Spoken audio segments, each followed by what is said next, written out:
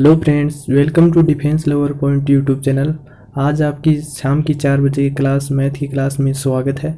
आज हम द्विघात का समीकरण का दूसरा पार्ट करेंगे और कल वाली क्लास में हमने क्वाड्रेटिक इक्वेशन के कितने क्वेश्चन आते हैं एयर फोर्स एनडीए में और इसके व्यापक रूप क्या हैं और इसके रूट्स निकालने, ये सब हमने पहली वाली क्लास में कर लिए थे।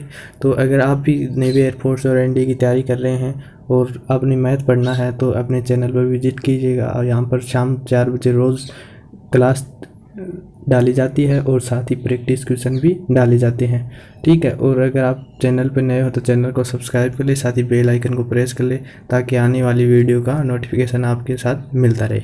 तो चलो आज का टॉपिक स्टार्ट करते हैं।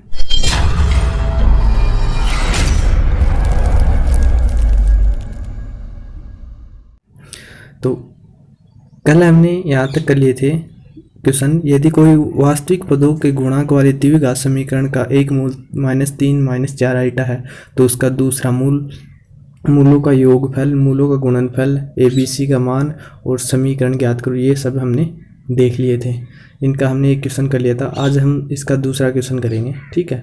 तो यदि ये है आज हमारा, यदि वास्तविक अचर पदों के गुणांक वाली द्विघात समीकरण का एक मूल 1/3 प्लस आइटा हो तो समीकरण ज्ञात करो। मतलब हमने दूसरा मूल भी ज्ञात करना है और मूलों का योगफल, गुणनफल और समीकरण सब ज्ञात करना है। तो हमारे को क्या दिया गया है, अल्फा मतलब है एक मूल है, हम मान लेते हैं वो अल्फा है। तो अल्फा कौन सा मूल दिया गया है, ये दिया गया है 1/3 प्लस आइटा। तो हम इसका संयुग्मी से गुणा करके अल्फा का मान निकाल लेंगे, ठीक है। तो संयुग्मी से गुणा करेंगे तो 3 - आइटा बटे 3 - आइटा।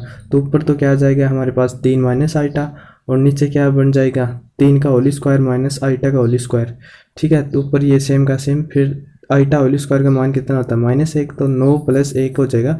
तो हमारे पास क्या बन जाएगा आइटा का, अल्फा का मान 3 - आइटा बटे 10। तो इसी प्रकार बीटा का मान क्या बन जाएगा, इसका संयुग्मी होगा बीटा, तो 3 + आइटा बटे 10। तो हमारा क्या हो जाएगा 3/10 प्लस आइटा बटे 10 बीटा का मान हो जाएगा। फिर हमारे अल्फा प्लस बीटा चाहिए, मतलब दोनों मूलों का योगफल। तो अल्फा प्लस बीटा चाहिए था, क्या होता है 2 है। तो हम जो ए का पद है उसको जोड़ देंगे, तो 3/10 प्लस 3 गुणा 2, तो जोड़ेंगे तो हमारे पास क्या आ जाएगा 6/10। फिर अल्फा इंटू बीटा, मूलों का गुणनफल। तो मूलों का गुणनफल क्या होता है a² + b²। तो a का होल स्क्वायर 3/10 का होल स्क्वायर प्लस b का होल स्क्वायर आइटा बटे 10 का होल स्क्वायर, ठीक है।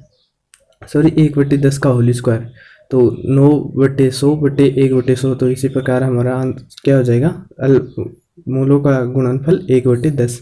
फिर हमारा क्या है समीकरण पूछा है, तो समीकरण क्या है हमारा निकालने का। अगर हमारे को मूल देख रखे हैं और समीकरण ज्ञात करना, तो सूत्र क्या हमारा x² माइनस मूलों का योगफल प्लस मूलों का गुणनफल बराबर 0। तो x² माइनस 6/10x प्लस 1/10 बराबर 0।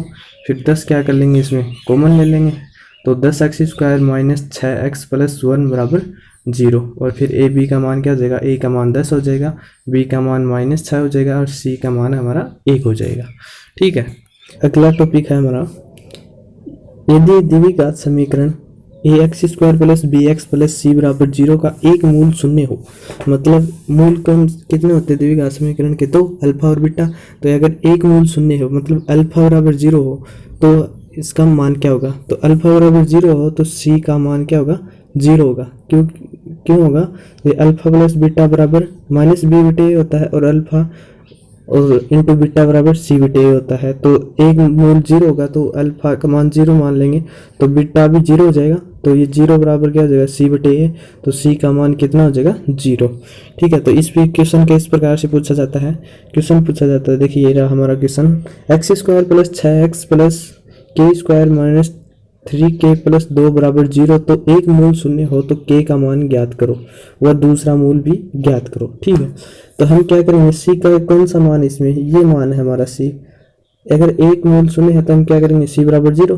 तो क्या ये हमारा c है पूरा, तो इसके बराबर क्या रख देंगे 0।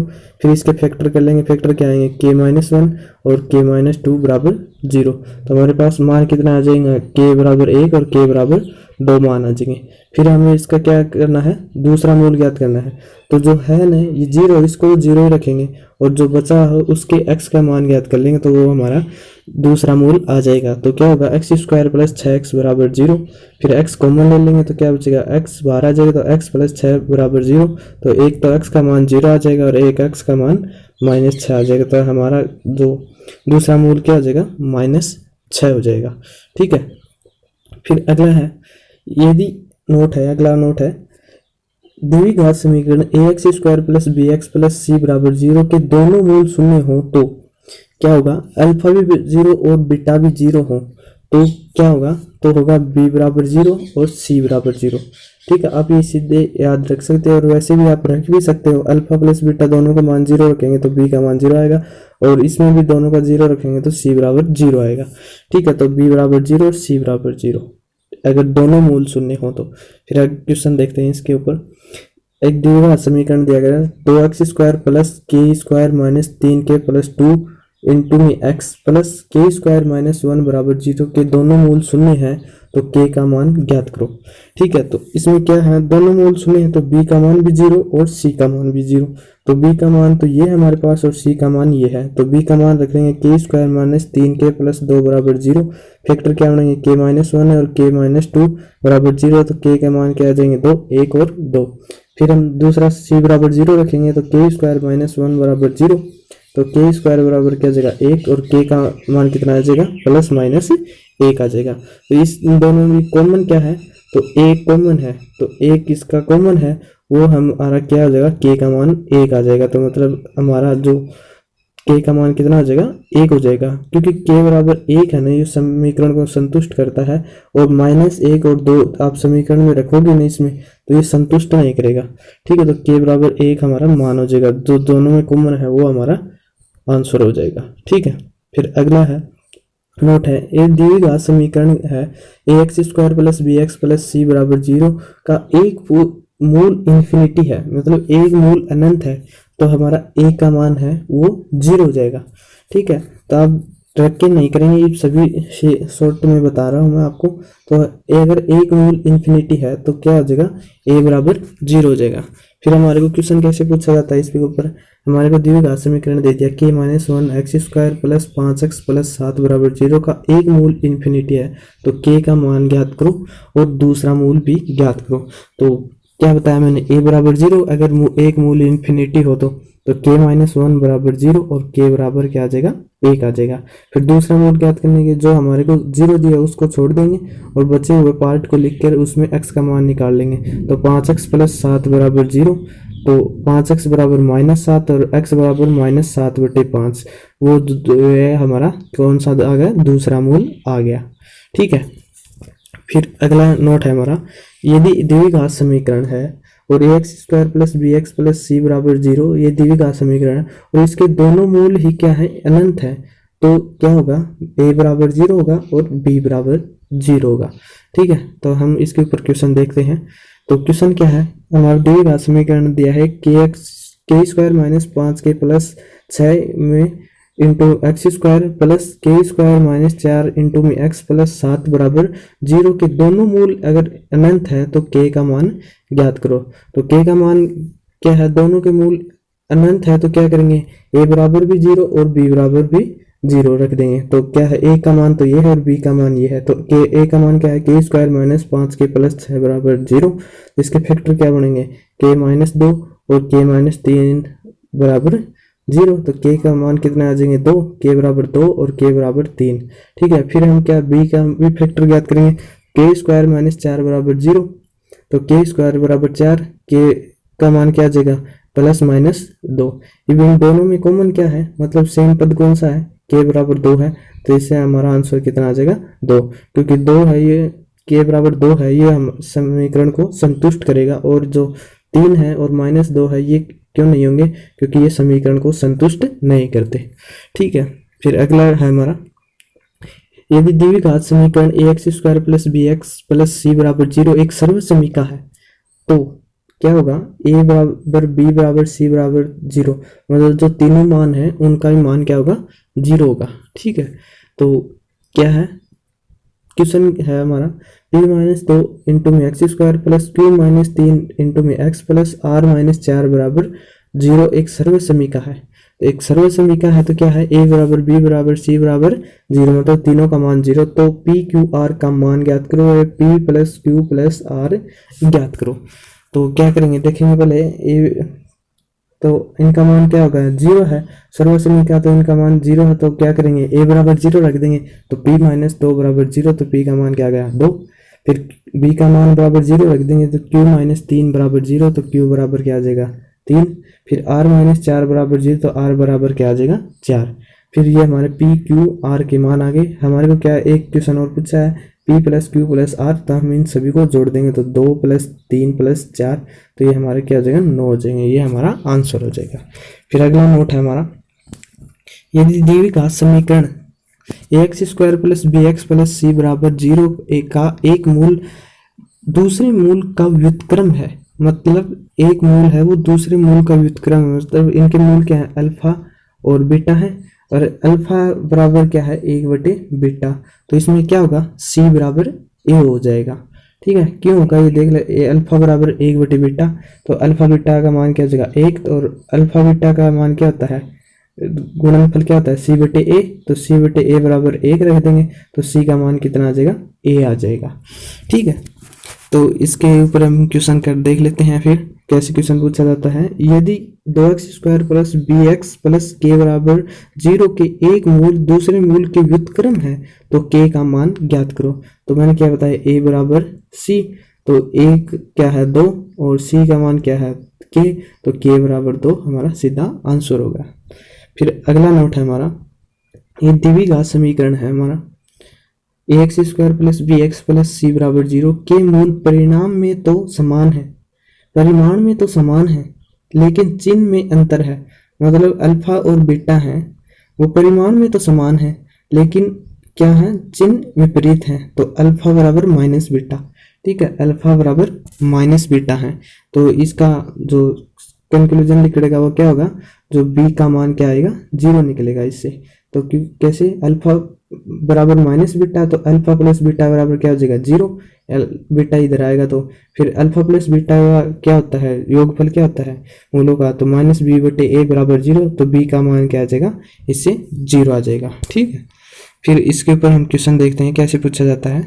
क्वेश्चन है द्विघात समीकरण एक्स स्क्वायर माइनस के माइनस 1 इंटू में एक्स माइनस 9 बराबर 0 के मूल परिमाण में समान है लेकिन चिन्ह में अंतर है, तो k बराबर ज्ञात करो, मतलब k का मान ज्ञात करो। तो परिमाण एक मूल दूसरे मूल के परिमाण में समान है लेकिन चिन्ह में विपरीत अंतर है, तो हम क्या करते हैं b बराबर 0, तो हम जो b का मान है उसमें क्या रख देंगे 0, तो b का मान क्या है इसमें माइनस k प्लस 1, क्योंकि देखो ये जो माइनस है ये भी इसके साथ लेना पड़ेगा, तो माइनस k प्लस 1 बराबर 0 हो जाएगा, तो माइनस k बराबर माइनस 1, तो माइनस से माइनस कट जाएगा, तो हमारे पास क्या आंसर आ जाएगा k बराबर 1 आ जाएगा। ठीक है, फिर अगला नोट हमारा, यदि द्विघात समीकरण ax square plus bx plus c बराबर 0 में यदि a b c बराबर 0 है, मतलब तीनों मानों का योगफल 0 है, तो मूल ज्ञात करो।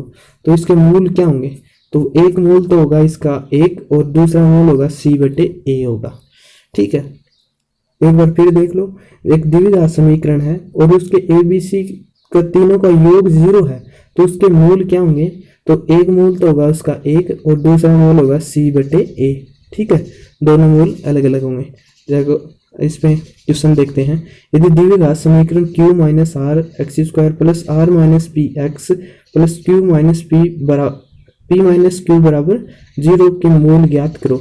मतलब जो ए बी सी है इनको देख लो आप लगा के, p minus Q plus R minus P plus P minus Q बराबर 0, क्योंकि ये सब कट जाएंगे तो क्या होगा a प्लस बी प्लस सी बराबर क्या हो गया 0, तो इसके मूल क्या हो जाएंगे, एक तो मूल होगा 1 और दूसरा होगा c/a होगा। ठीक है, तो एक तो मूल हमने लिख दिया 1 और c क्या है इसमें p माइनस क्यू बटे a q माइनस r, ये हमारे दो मूल आ गए।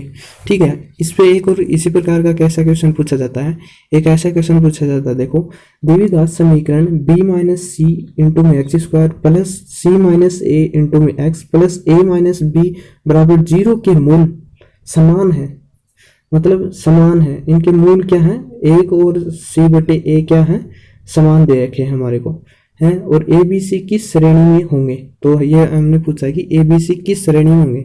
तो a प्लस बी प्लस सी बराबर क्या आ गया, 0, क्योंकि ये कट जाएंगे तो हम देखेंगे तो क्या ये सब कट गए। तो इसके मूल क्या होंगे, एक तो इसका मूल होगा 1 और एक होगा c/a। तो एक तो होगा 1 और c का मान क्या है, a माइनस बी, और a का मान क्या है, b माइनस सी। तो और इसके हमने क्या दे रखे हैं, मूल समान दे रखे हैं, मतलब एक मूल 1 और c/a क्या है, बराबर है। तो इसके हम बराबर रख देंगे तो क्या होगा, a माइनस बी बराबर b माइनस सी। ये क्या इधर चला जाएगा, जो ये मान है ये इस तरफ चला जाएगा, तो क्या होगा हमारा a माइनस बी बराबर b माइनस सी। तो क्या बचेगा, 2b बराबर a प्लस सी, जो किस में है, AP में है। ठीक है, तो आप एक बार फिर से ये याद रख लीजिएगा कौन कौन से श्रेणी कैसे होते हैं। यदि ए बी सी AP में है तो उसका मान क्या होगा, 2b बराबर a प्लस सी। और अगर ए बी सी अगर GP में है तो b स्क्वायर बराबर AC होगा, और ए बी सी अगर HP में है तो 2/b बराबर 1/a प्लस 1/c, ये सब होते हैं। और हम AP GP HP जो पढ़ेंगे उसमें हम पूरा देखेंगे, जो हमारा एक टॉपिक भी है अलग से। तो ये वीडियो को यही ख़त्म करते हैं, कल हम मूलों की प्रकृति के बारे में पढ़ेंगे। ठीक है, और आज हम इस टॉपिक को यहीं ख़त्म करते हैं क्योंकि टॉपिक बड़ा लेंथी हो जाएगा। तो अगर आपको वीडियो अच्छी लगी हो तो वीडियो को लाइक कर दीजिएगा, और अच्छी लगी हो तो शेयर ही कर दीजिएगा अपने दोस्तों के साथ, और चैनल पर नए हो तो चैनल को सब्सक्राइब कर लीजिए, साथ ही बेल आइकन को प्रेस कर लिए ताकि आने वाली वीडियो का नोटिफिकेशन आपको मिलता रहे। धन्यवाद।